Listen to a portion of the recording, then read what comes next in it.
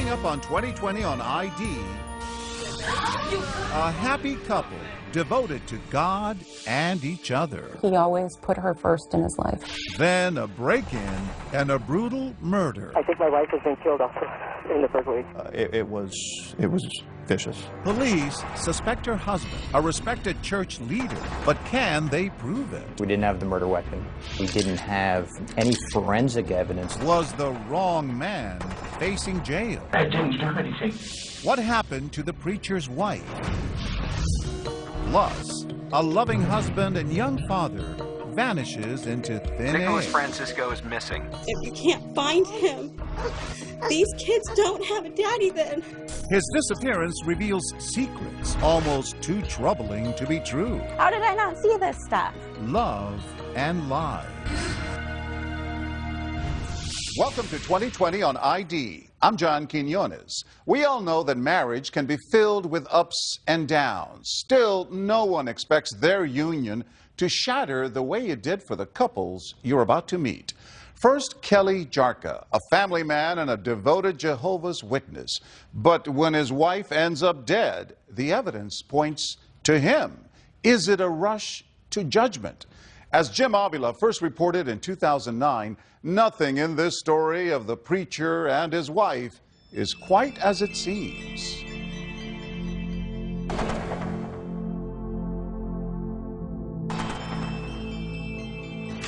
Master bedroom, bathroom, master bedroom bed, blood stain on the pillow. A spring morning, police rummage through what's been reported as a home invasion. The peaceful, pious world of Jehovah's Witness minister Kelly Jarka, his wife Isabel, and their 2 children, now a frantic mess. Their upscale home in the faraway Los Angeles suburb of Murrieta is now filled with disheveled drawers, ransacked cabinets, and more. 911, what is your emergency? Hello? Yeah, can we put in a robbery? You were just robbed? Yes. Dew is still on the lawn at 8:45 that morning as Kelly Jarka returns from a neighborhood coffee shop to find what he says are all the signs of a burglary gone wrong. I could hear the baby was crying, so I yelled out to Isabel, Isabel, what's wrong with the baby? And then as I proceeded up the stairs is when I found her. So you go up to the top landing, that's where your master bedroom is? And what do you see there? It's where I found Isabel lying on the landing by the bedroom. Okay, what happened? Somebody, I don't know, I just got home. I pulled in, somebody grabbed the house. Okay, was somebody there that held you at gunpoint, or were you burglarized? I was not there. You weren't there? No. Okay, so your house has been burglarized. But as you were about to hear, 30 seconds into that 911 call, Kelly Jarka reveals one more detail. I think my wife has been killed. What, sir? I think my wife has been killed. Okay, what are you saying? I think my wife has been killed also in the burglary. She was home alone with me. Okay, do you see her? She's lying on the ground and there's blood underneath of her. Okay, is she breathing? No. Is she bleeding? Yes. Is there anyone else in the house? No, my sister is my in-laws next door. What happened? I walked in the house. The baby was crying. I picked him up, went upstairs to look for my wife. And the house has been everything's torn up. I tried to move her and shake her, you see. She responded. She didn't. Did you talk to her at all? Yeah. What were you saying to her? Isabel, you okay? Kelly? Okay, Kelly, take a deep breath, okay? I have a lot of people on the way to see you, okay? Where's your baby? Kelly, where's your baby?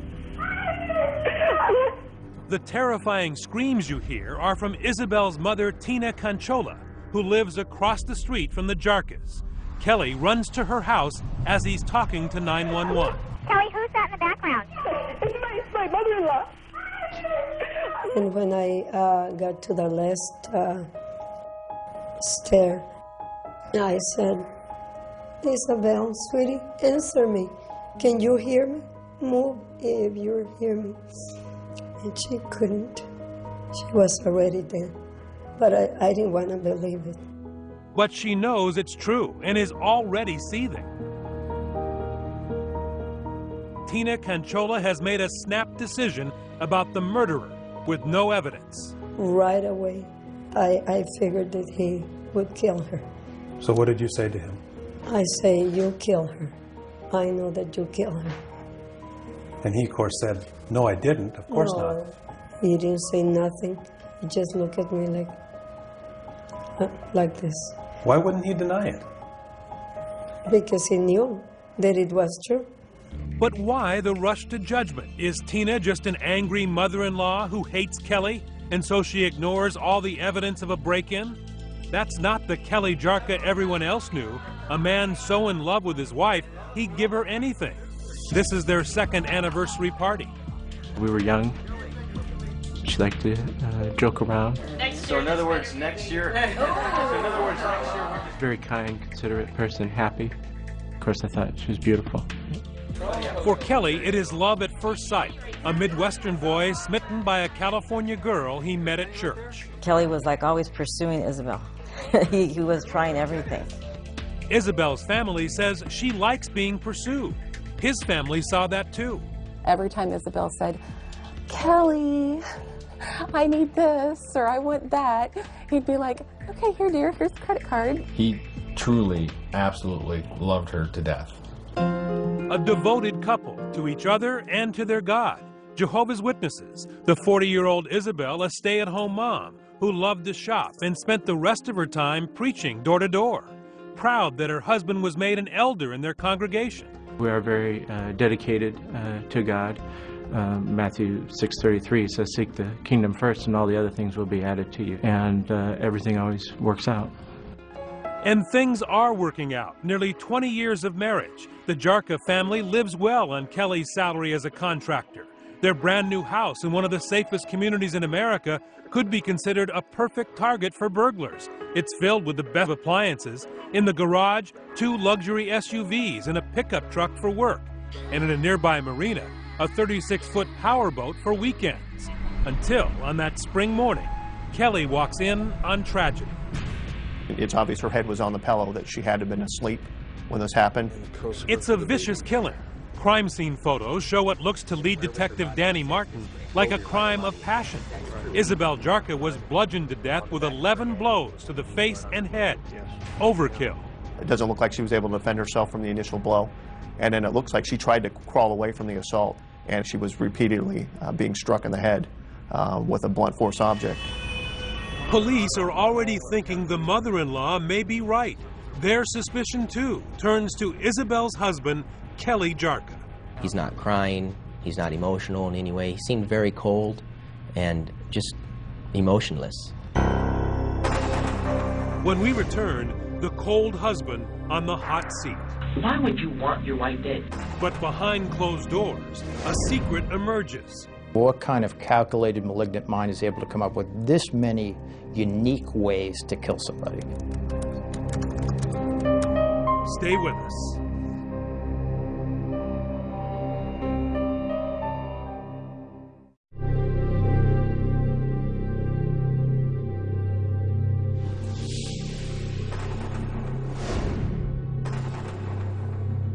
For 39-year-old Kelly Jarka, it has been a day like no other. He finds his wife brutally murdered after he makes a trip for coffee. I think my wife has been killed. Calls 911 and is immediately accused of murder by his mother-in-law, and then rushed off to the police station where the cops let him sit so they can watch his body language. He's in the interview room 45 minutes after finding his wife, brutally beaten, and there's no emotion, kind of just looking at the text messages, moving his arms. I want to see, is his posture closed? Is he trying to hide something? Did you get a feeling he was trying to help you? No, I had a feeling that he was trying to limit his exposure. So when you're sitting there, why are you acting that way? I was in shock. I was concerned about what had happened, and I didn't know what to think. Now, the prosecution and even the police believe your affect was a demonstration of your guilt. Why is that not true? Because I'm not guilty of it, of course, number one. And I think our emotional state changes, especially under a dire circumstance, under a shocking event. I didn't do anything. When I came home, Judge, listen to me. Listen to me. Why would you want your wife dead? I don't. Detective Phil Gomez is not buying it. And within an hour of this 10-hour session, he tries to provoke Jarka into confessing. I think maybe you have something to do with this, and the evidence tells the truth. You know, the evidence on the body, the evidence in the house, the evidence, the hairs, the skin, things like that. Problem is, detectives at the scene are coming up empty. All that evidence Detective Gomez is threatening is nowhere to be found. And Assistant District Attorney Burke Strunsky knows he has little to work with. This was a completely circumstantial case. We didn't have the murder weapon. We didn't have an eyewitness. We didn't have any forensic evidence that directly tied Mr. Jarka to the actual murder itself. But while, as the detective says, evidence doesn't lie, the lack of it can be artfully framed by a prosecutor. She is gushing blood from her head, and yet he doesn't have a drop of blood on him. You believe that the fact that there was no blood on him was actually indication of guilt. Why does that not speak to innocence? Here, the blood was confined to the area of the killing itself, which means somebody prepared for the killing in some ways, had something to put the murder weapon in after committing the murder so that it wouldn't drip blood to other areas. So in court, Prosecutor Strunsky concentrates on what he does have, lots of incriminating circumstantial evidence, beginning with what he considers his best witness, Kelly Jarka, in the interrogation room. So, please, tell me what you remember. Got up this morning, started getting, calls from work, and I went to get formula and Starbucks. This part of Kelly Jarka's account of how the murder morning began can be documented. Police quickly get the surveillance tapes at both the Long's Drugs, where he bought baby formula, and then moments later, he's at the Starbucks buying himself a coffee and his wife a latte. But phone records subpoenaed by detectives show he did not spend the early morning on the telephone, as he told Detective Gomez. The DA's chief investigator, Rodney Bishop, went over the printouts.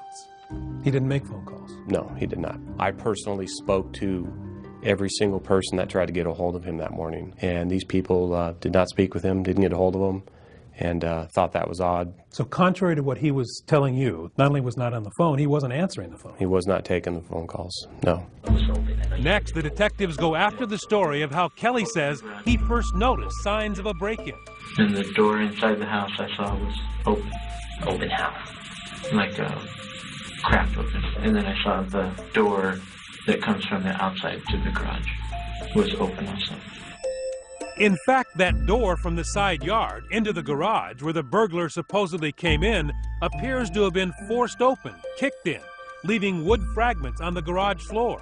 But police believe that Jarka kicked in that door to fake the burglary, because on the bumper of the car Kelly says he was using at the time his wife was being murdered by a burglar is a small paint chip that matches the door frame.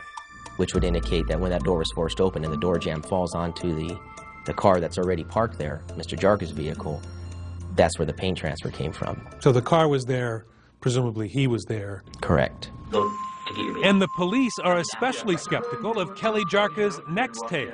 And I see like everything's torn apart. The drawers are pulled out, her jewelry cabinet was all thrown around. The kitchen area? Going in and seeing the scene and starting to think, hey, this looks staged.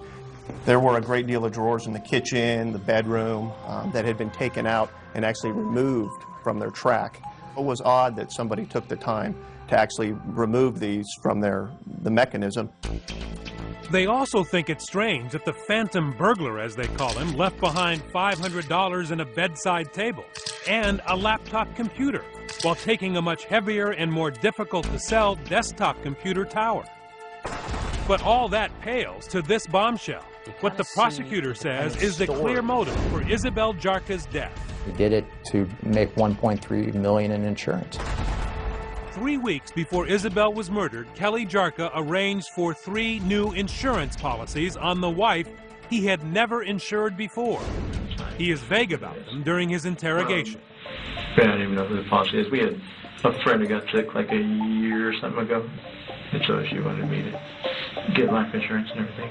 But that's recently. It's probably not even in effect yet. I don't know. But the policies were in effect when Isabel died, and while Jarka told police he didn't know where his wife kept them, the documents were found in a file cabinet with his, not Isabel's, fingerprints on them. You would have to be an idiot to take out life insurance on somebody 3 weeks before. I don't know how anyone would think that they could do that and get away with it. But the prosecution claims Jarka was desperate enough to be reckless, high-living, leaving him deeply in debt.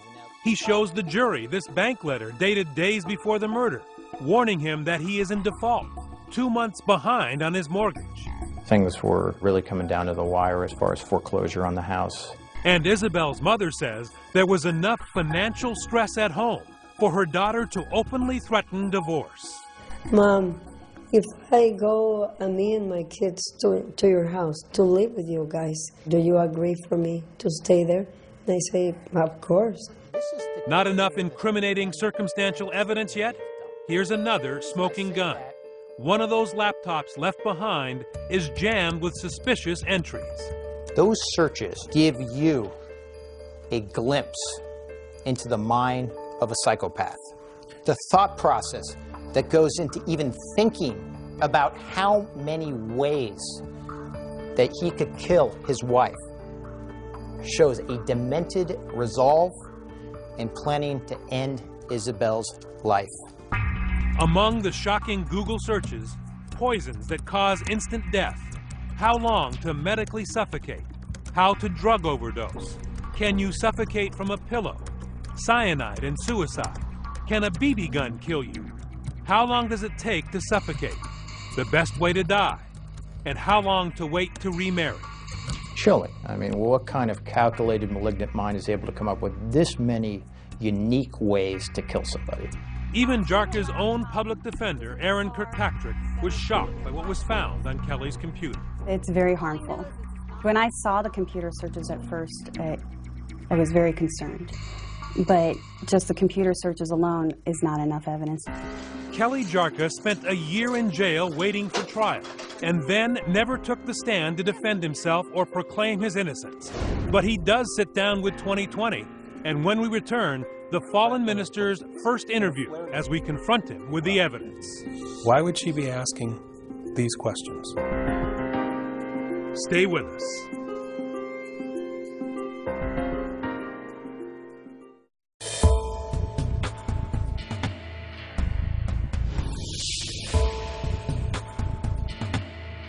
It all seems so far away.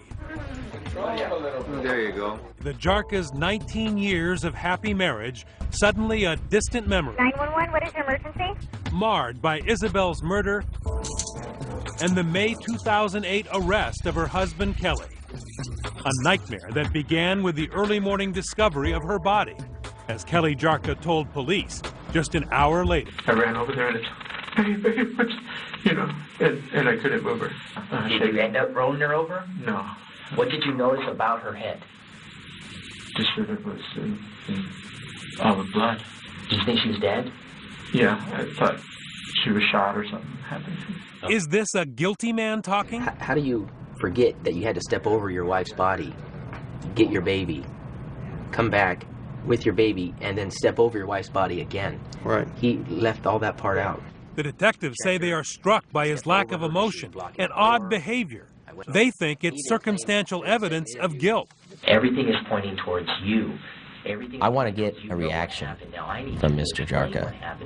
An innocent person is not going to let me sit there and accuse them of brutally murdering their wife of 19 years.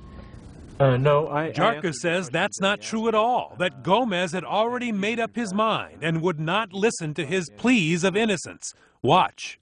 Okay? I didn't do anything. Listen to me right now, okay? I'm telling you right now. Don't, okay? Don't tell me that you didn't know what was going on. Don't tell me you didn't have anything to do with this. Don't tell me that you didn't do anything. You can't tell me that because I'm not going to believe you and neither is anyone else. Were the police rushing to judgment? Jarka holds to his story even when Detective Gomez lies, as police are allowed to by law during interrogations, claiming forensic and direct evidence that simply did not exist. I'm telling you, there's all kinds of trace evidence out there. There's evidence under fingernails. There's evidence in carpet. There's evidence in beds. There's evidence all over the place, okay? What was the evidence against you? There was none. No physical evidence. They didn't find your DNA on your wife? No. Any hairs, fibers? No. To find the murder weapon? No. They tested me as soon as I was interviewed for DNA swabs, fingernails, hair, everything. I had no altercation marks or whatever on me. No blood, anything like that. And were there clothes found in your house with blood on them? No. How about the drains? Were those looked at? Yeah. Did they find any blood? Nothing. How about any bleach that might have been used to destroy the blood? Nothing. So there's no physical evidence that you either were covered with blood or tried to get rid of the blood in your house? Correct, as well as in our vehicles. But what about all that damning circumstantial evidence? Kelly Jarka says the prosecution exaggerated his financial troubles, and in fact, a careful read of Jarka's record shows he was not in any danger of imminent foreclosure. Defense attorney Aaron Kirkpatrick. And then he make a payment, might get a little behind, not dire. So was it fair to tell the jury that he was desperate and was being foreclosed upon? Absolutely not, because there's no evidence of it. Despite what his mother-in-law says, Kelly Jarka denies any serious marital trouble. And in fact, Isabel had never asked her church or a lawyer about divorce. Police were never called to the house for domestic violence. We never discussed divorce. We just had a 6-month-old baby. We were happy. But what possible explanation could he have for those sinister computer entries about death, remarriage, and insurance payouts? First, he says the computer had no password on it and claims his wife made those horrific searches. Who was asking these questions then? I would have to say Isabel. You know this woman pretty well. Mm-hmm. Why would she be asking these questions? We did co-sleeping with our baby. She was concerned for his safety as far as suffocation, things like that. Wanted to remarry after death. She had a friend who lost her husband in death. But there's a lot here about how to kill someone. There were also searches at that exact same time for things that only Isabel would search for. Beading, how to make necklaces, stores like Claire's, I think is one of them. Piles and piles of circumstantial evidence, a 3-week trial filled with it, but nothing to connect Kelly Jarka directly to the murder. Are you surprised that you can go to prison for the rest of your life on circumstantial evidence alone? Very. To be able to convict someone of a crime when there's no evidence against them other than a theory is unthinkable, especially in something so serious as this. You must impartially compare and consider all the evidence that was received throughout the entire trial. And just before the jury is sent to deliberate, a powerful message from the judge that should help Kelly about how circumstantial evidence is to be used. If there are 2 reasonable interpretations to that circumstantial evidence, and one of those interpretations points toward innocence, they must accept the one that points toward innocence. But it took the jury just 3.5 hours to find the surprise Kelly Jarka guilty of first-degree murder. The jury has reached a verdict, is that correct? Yes, we have. To the jury, according to its foreman Ron Fournier, Jarka's lies added up to guilt. There was no smoking gun, no eyewitness, no bloody clothes, no bloody murder weapon. But after 3 weeks of day after day after day being exposed to one lie after another, it just kept adding up that this nice gentleman sitting over here could have done it. He's the only one that could have done it. There was no dissension on anything. Not one person said, yeah, but a burglar could have done that. Not one. At the sentencing hearing in November 2009, his life in ruins, his ministry shattered, his children taken away and given to their aunt, Kelly Jarka made one final attempt at judicial mercy, sticking to his story that he was framed by circumstance and overzealous police for a crime he could never commit. Tragically, I've been accused of this horrendous crime, and that sickens me. Such a horrible thought cannot even come up into my mind or my heart. And now, with plenty of tears in his eyes, he professes his love for the wife he will never see again. My heart aches constantly. I long for her smile, her touch, her smell, her love.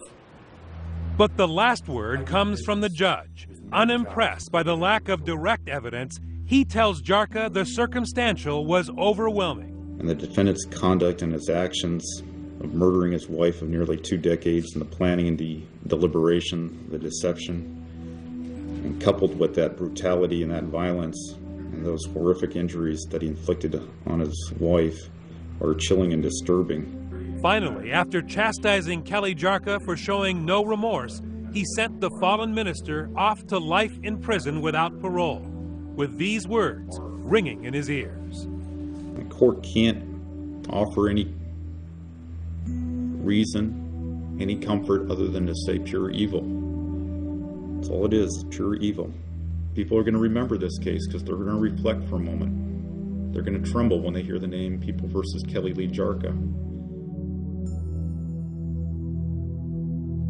Kelly Jarka appealed his conviction, and it was denied. The couple's children went to live with Isabel Jarka's sister, and as of 2011 are reportedly doing well. Up next, a husband and a father who suddenly disappears. The search is on for a SeaTac father who's joined the search for a missing man as new clues. And he leaves behind a trail of secrets. There's a bit of a dark side to him, troubled. Stay with us.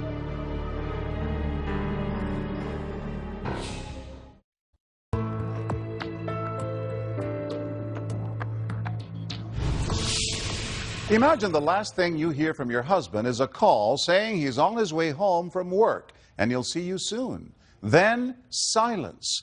That is, until his deserted car is found and the tough questions really begin. Was it foul play or something even more sinister going on? Here with a story he first reported in 2010, Jim Avila. The search is on for a SeaTac. Dozens joined the search for a missing man as new clues. Searching the bank and... It roared across Seattle's front pages. Breaking news on TV. Not seen since Wednesday. February 2008. Family man Nicholas Francisco, gone missing on his way home from work. Wednesday night today. Simply disappears. Search is still ongoing, and if there's not any... loves us more than anything. Who was this 28-year-old young man from the Northwest? He had built a life and family with Christine, a small-town co-ed he met 9 years earlier by chance at art school. In walks this guy, a very good-looking guy, and honestly, my jaw dropped. Attractive and kind of funny, ready to joke around with the guys, like his best friend, Matt Donovan. He was a great guy to be around. He was kind of a little bit crazy. The guy sticking his head out the window, yelling and screaming as we're driving. He says both Christine and Nick shared difficult childhoods. His father walked out on Nick when he was just 16. But that didn't scare him away from marriage. 2 years after they met, Christine and Nick were wed. And you were deeply in love. I was. He was everything that I had dreamed of. I felt like Cinderella.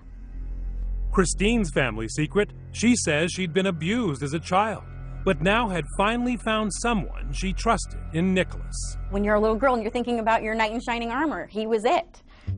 Soon daughter Zaya was on the way, followed by son Noah. The Franciscos were regulars at a conservative church, and Nicholas got a job as art director for the ad agency Publicis. He was a likable guy. He had a sense of humor. Likable, says his boss, Christina Muller-Eberhard, yet a bit mysterious. There was a bit of a dark side to him, troubled, I should say. He kept a lot to himself. Perhaps he was worried about money. With 2 kids and Christine newly pregnant with a third, the family budget was stretched. Christine opened a home business making custom aprons and selling them online. And on February 13, 2008, she sends him off to work without complaint, not knowing it would be for the last time. And then he kissed me on the forehead, and he goes, "Oh, my poor sweet Bella, I love you." Just after 6 that night, Nicholas calls and promises to be home soon to bake Valentine's Day cookies with Noah and Zaya. And she was excited because she loved to do things with her daddy, and Noah was excited. At the office, all is well. He seemed happy. He seemed actually in a pretty good mood, and he was making jokes.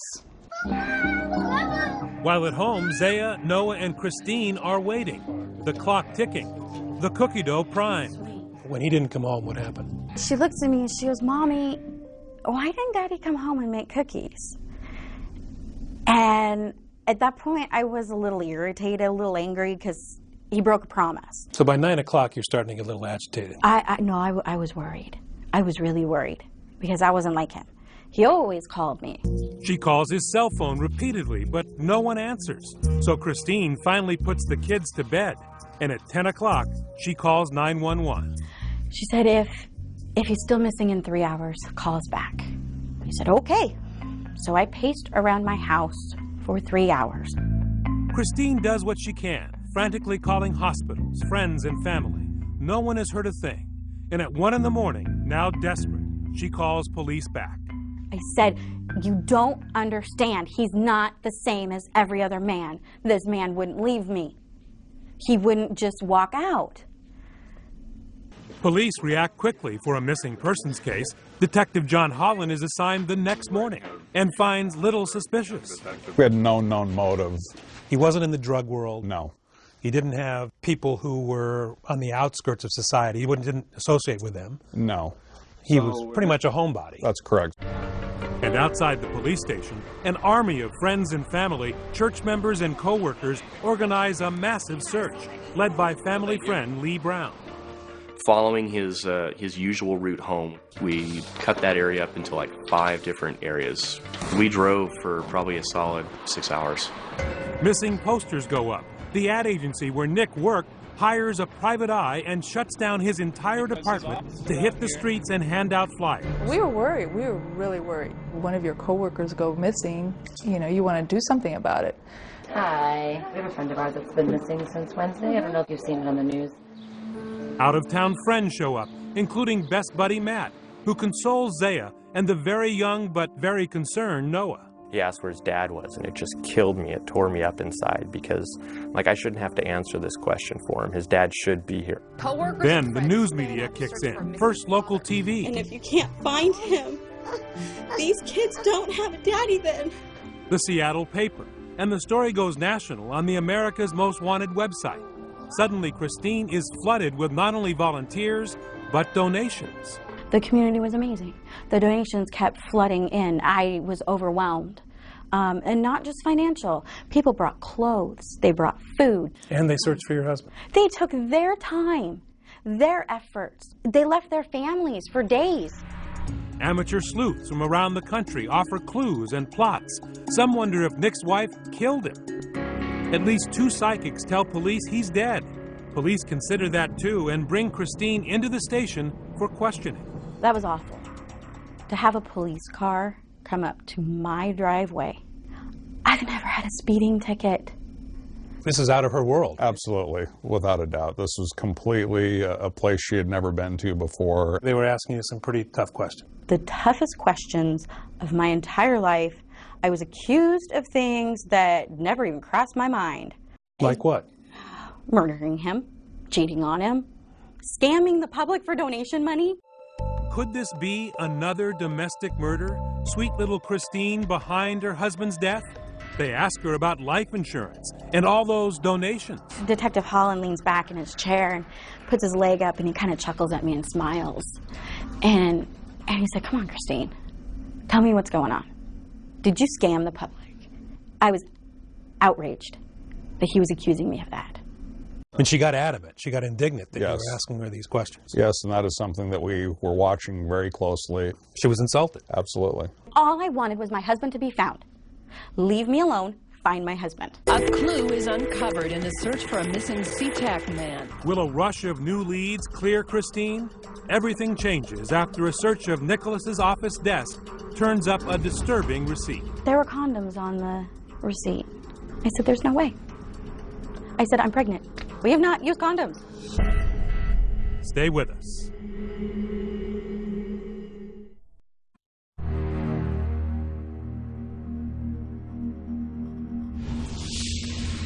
Where is a 28-year-old devoted father of 2? Hello, everybody. There has been a big break in the search for a missing SeaTac father. Nicholas Francisco's red Toyota had just been found, 6 days after he disappeared on his way home from work. But when detectives search it, they are hit with another surprise. As far as foul play was concerned, anything in the car, was there any sign of struggle? No. No blood? No. Dogs are brought out to try and find Nick's scent, but nothing. Still, the community does not give up. It gave us some more hope, so we actually got another search party together right there in the middle of the condo complex at night. Bring him home soon, in Jesus' name. Amen. Amen. It was pretty heartwarming to see this many people want to get involved. Christine, thank you for being with us. Absolutely. Christine takes to the airwaves, trying her best to keep the search fresh. According to my research, your husband has no history whatsoever of disappearing. You're right. He wouldn't do this. Even if he was 15 minutes late in traffic, he would call me. But not this time. This time, Nick is gone. Detective Holland checks every dead body that turns up in the area and tries for days to get Nicholas's cell phone records, but can't get permission from the court. In the words of one of the judges, it's not against the law to become a missing person. If you had a murder scene, you would have been able to get the cell phone records right away. I would have had them in a day. But police are much luckier at Nicholas's job site. Here, they are allowed to search his office, and what they find changes everything for the detectives and even more for Christine. They said, well, we found a receipt on his desk. And I'm like, okay, so what? Everybody has receipts. And they said, well, it's what was on it. There were condoms on the receipt. I told the detective he was mistaking. I said, there's no way. I said, I'm pregnant. We've been trying for a year to have a baby, and I finally got pregnant. We have not used condoms. The person at the register made a mistake. Christine's life is crashing down around her. First, condoms she knew nothing about. Then on Nick's computer, evidence from financial records that her beloved and trusted husband is hiding money in a secret account. That account was used to pay for things he didn't want me to know about. She can see from records that he's been eating out while she's been struggling to feed the kids. And back at the police station, Detective Holland has finally obtained those cell phone records. And what'd you find out? Nicholas Francisco had a double life. Nick had been living a secret life, making calls to other women he was dating on the side. How awkward was it to have to put it in black and white to her that her husband had a second life? It was either that or deliver the other news, and that he was a victim of a homicide or foul play. Detective Holland showed her evidence that Nick was not only cheating, he was a player, a swinger, with internet names like Funtime Steven and Horny Steven. His MySpace page listed his interests as women, couples, sex, nudity, and his sexual orientation as bi. Some of that money in the secret account was used to pay for adult websites specializing in hooking up. He was soliciting sex. He put pictures of himself out. When I saw those pictures, I felt so sick. It was too much. It was just too much. Clues lead police and Christine to an anything-goes sex club in Seattle, salaciously called The Wet Spot, as well as a local bar where he met swingers at their weekly parties. I feel like an idiot. How did I not see this stuff? So there were red flags when you look back. When I would call him on his cell phone when he was supposed to be working late, there would be loud noise in the background. I'd say, well, what's that? Because I'm like, it sounds like you're at a bar. No, I'm in the kitchen and, somebody's doing dishes. And stupid me believed him. Now the evidence was too hard to deny. Police had cleared Christine of any notion of foul play, but she was torn between, okay, he's alive, and I wish he was dead. I'm being asked to choose between two bad situations. And yeah, the one that would hurt the least would be that he was dead, because that means that he didn't actually choose to leave me and my children, that he didn't actually choose to walk away. Christine soon files for divorce, making Nick an official deadbeat dad. She gives birth to their third child, a baby son. Police kept looking. They made Nick the king of spades on a missing persons card deck, but the case loses momentum. Until Christine gets a phone call that nearly floors her. A state bureaucrat wants her to know she has a child support check waiting for her. And I said, are you kidding me? who's the check from? And I said, I need to know if this came from my ex-husband, because I need to know if he's alive or not. And she told me, she said, it says that it's from Nicholas Stephen Francisco. Nick, hiding away for about a year now under an assumed name, finally made a mistake. He opened a bank account in faraway Los Angeles, and Washington State's computers flagged it and confiscated his money. Nick was not pleased and even had the gall to try and get the money back before closing the account and disappearing again. I would have expected him to have the character to at least man up and be, hey, this isn't going to work, but I'm still going to support my kids. Not Nick. He doesn't even want to see pictures of his kids when we track him down outside his new home in Los Angeles. I'll show you a couple pictures maybe you'd want to see of your kids. Tell us why you would, it's near almost Father's Day, and why you wouldn't want to see them or abandon them. Can you tell us at all about what happened? Why'd you leave? We tried to ask how he could tear his family apart like this, but he wasn't in the mood to share his secrets. This from a man whose own father left his family when Nicholas was 16. He yawned. Are you serious? I'm serious. That hurts that we meant nothing to him. I think that's the only way he can deal with what he's done. If he engages at all, the weight of the whole situation hits him. And so he completely pushes it all away so that he doesn't have to feel any of it. Nicholas Francisco won't speak for himself now, although one Seattle reporter did manage to ask him if he felt guilty about wasting everybody's time, energy, and sympathy. His answer, no, they did it for selfish reasons. It doesn't surprise me. It's what people do. They want to feel good about themselves that they're doing something. Not exactly what those friends and co-workers who spent their nights and weekends searching for what they now label a deadbeat wanted to hear. I think we were all pretty pissed off, to be honest. It's like, wow, you're gotta be kidding. You just feel like you've been played for a fool, and now he's going to get away with it. Ex-wife Christine lost their house to foreclosure. She's remarried and now lives with the kids squeezed into a basement apartment, while forced as a co-borrower to pay Nicholas's student loans on her own. He hasn't given her another cent, leaving her to explain the unexplainable to her 3 children. She still remembers Daddy. Oh, yeah. We remember the good memories, and we cry together about the good memories. And then she always asks at the very end, why did Daddy leave? My answer is the same, because he decided he didn't want to be a daddy or husband anymore. As of 2011, Nick Francisco remains estranged from his family. Christina Carter says she has not received any further child support payments. Meanwhile, authorities maintain they do not have the time or the resources to pursue Francisco. I'm John Quinones. Join us next time for another edition of 2020 on ID.